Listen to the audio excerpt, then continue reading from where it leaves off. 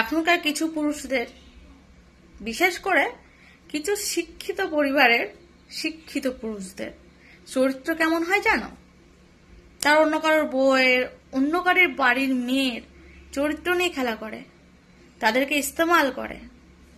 তারপরে তাদের ফেসবুক থেকে, হোয়াটসঅ্যাপ থেকে, তাদের টোটাল জায়গা থেকে তারা সেই মানুষগুলোকে ব্লক করে যাদেরকে সেই পুরুষগুলো ইস্তেমাল করেছে।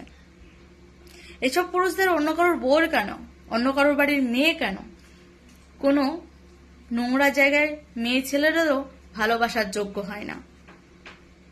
আসলে কি বলতো, মানুষ বলে কিছু শিক্ষাতে পরিবর্তন হয়, কিছু রক্তে।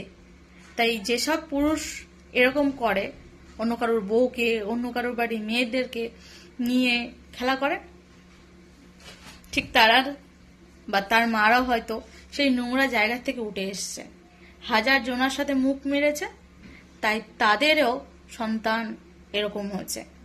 জানি আজকে কথাগুলি একটু রাফ ইউজ করে ফেলেছি, কিন্তু তোমরা একটু কমেন্ট করে জানিও তো, সত্যি কি 100টা পুরুষই ভালো হয়? আর এই কিছু পুরুষের খারাপের জন্য কিছু ভালো পুরুষেরও বদনাম হয়। সত্যি।